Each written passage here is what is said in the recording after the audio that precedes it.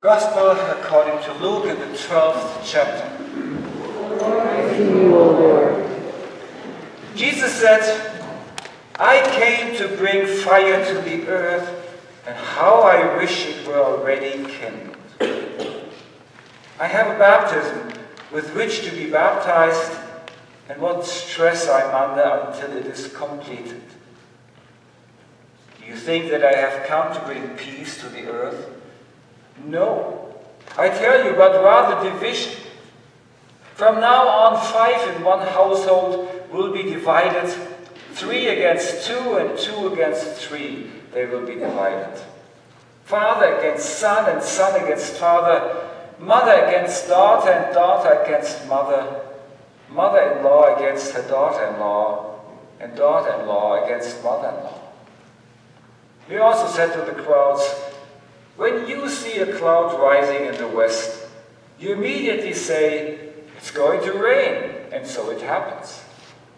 And when you see the south wind blowing, you say, there will be scorching heat, and it happens. You hypocrites! You know how to interpret the appearance of earth and sky, but why do you not know how to interpret the present time? The Gospel of the Lord. Praise to you, O Christ.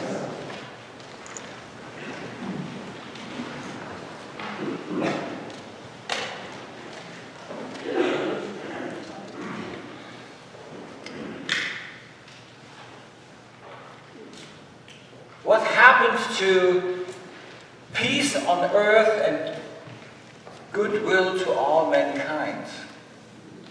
What happened to the Prince of Peace that all of a sudden he is talking about setting the earth on fire and bringing division instead of peace?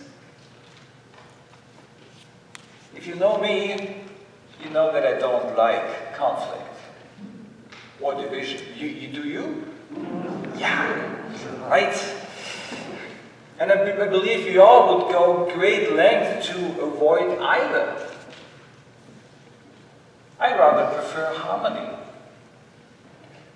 Mutual love and understanding, and that's the thing I'd love to talk about from here. I rather seek ways to reconcile, but fire and division. Fire is destructive, right? We just had someone at the church council from Paradise this last week, and well, they were kind of like just moving in last year back in their home after it had to be rebuilt after the devastating fire up there. You see, fire in the Bible is often a metaphor for judgment, right? That's how we kind of know fire. Fire and brimstone, yeah. But the thing with the fires of judgment is that while it might be destructive in a way, destruction or punishment is never the goal or the purpose, but renewal and transformation. Let me give you an example. Where we used to live in Canada, there is a pine tree, the jack pine. And it's pretty famous. If you go to Canada, you will see it on a lot of pottery and pictures and famous paintings. Jack pine. I've been out canoeing in the wilderness and all of a sudden came to a nice, beautiful spot, jack pine. And then I noticed there were actually paint droppings on the rock I was standing on. So people go and really out with their canoes to find these trees. The thing with this tree is that their cones do not release the seed that's in the cones until it's extremely hot.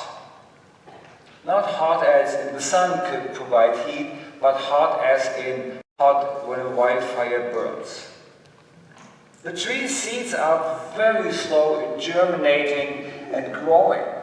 So that tree would not stand a chance to just drop the cones, open up, while everything else is growing. It needs that cleansing and clearing fire of a wildfire to be able to grow.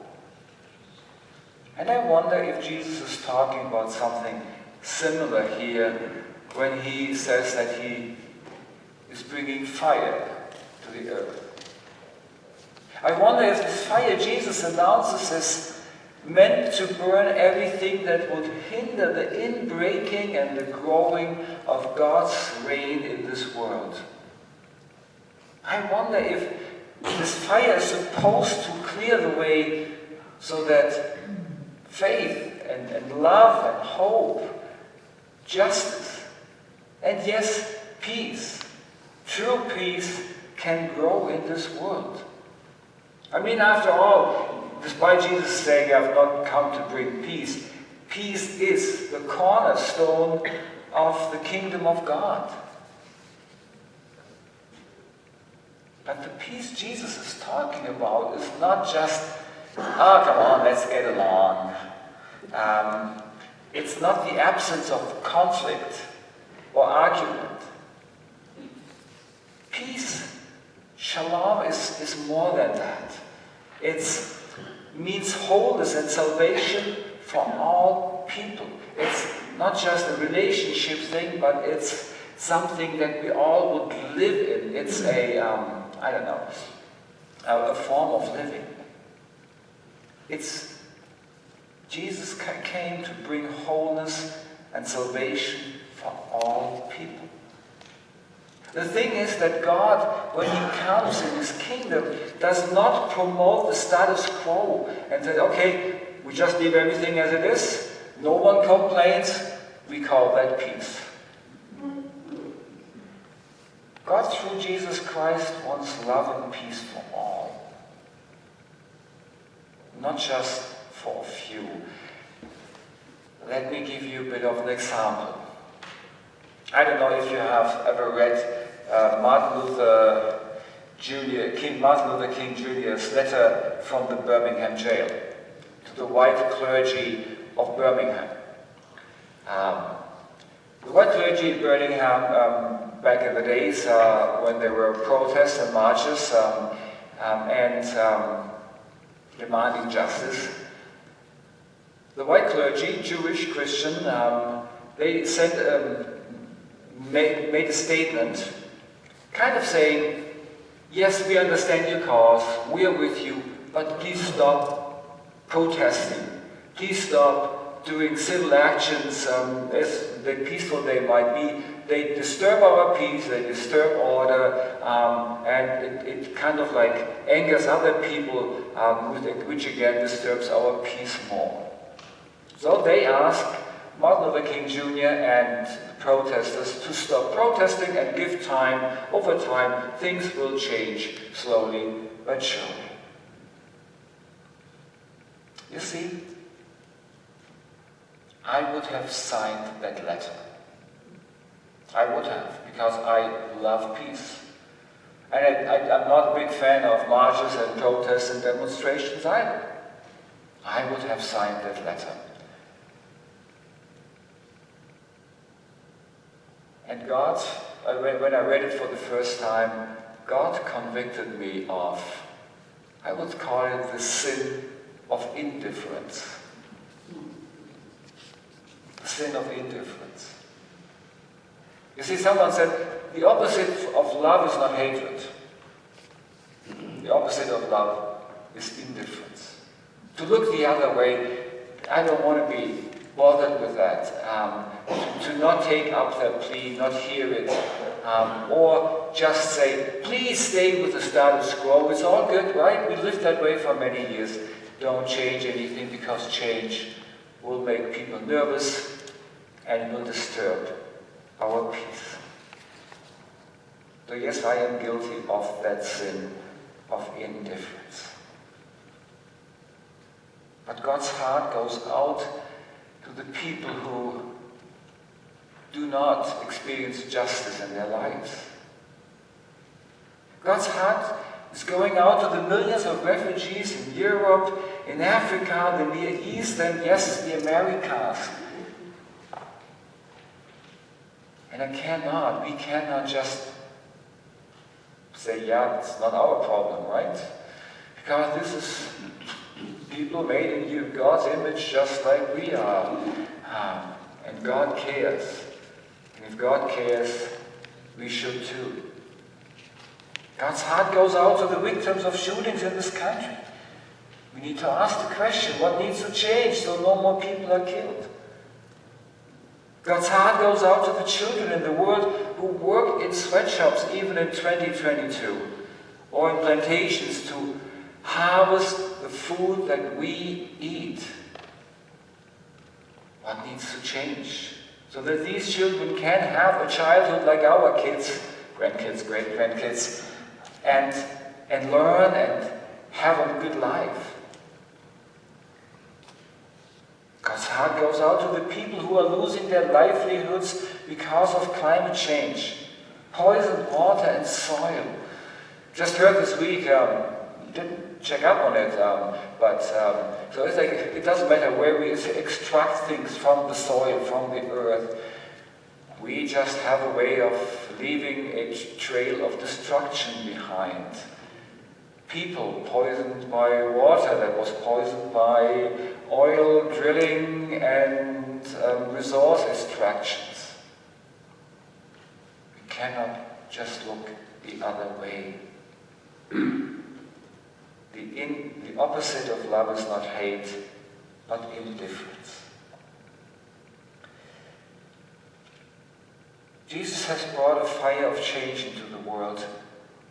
God is showing up, or where God is showing up, injustice cannot be. Where God shows up, oppression and greed have to go. Where God shows up, exploitation, racism, sexism, dehumanization, and all these other evils that keep people from flourishing have no room. There's no place for God, who's holy, and the evils in this world. And yes, this will cause divisions. And no, don't use it as an excuse. Oh, Jesus already said that I'm not going to get along with my kids or my in-laws. No.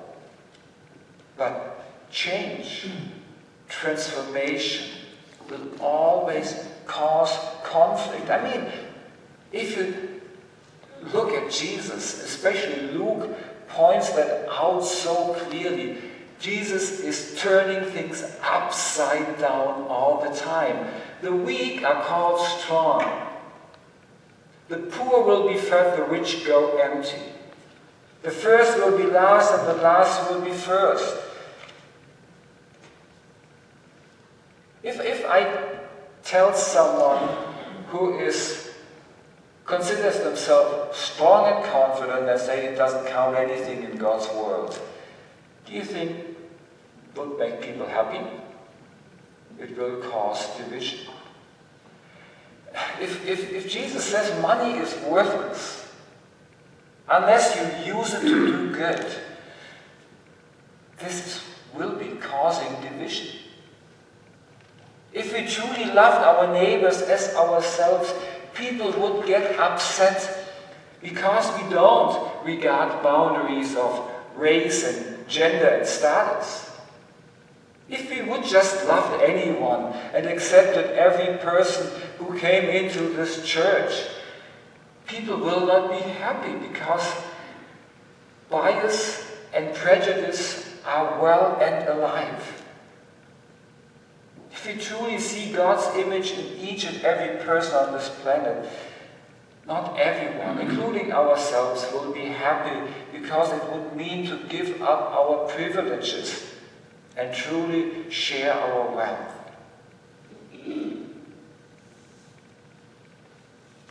Jesus is coming with a cleansing fire. And maybe we should make this prayer of a Chinese Christian our own. He said, Lord, renew your church and start with me. Lord, bring peace on earth and start with me. Lord, bring love and truth to all people and start with me. And may I add, Lord, take away everything that obstructs your kingdom to come and start with me. Amen.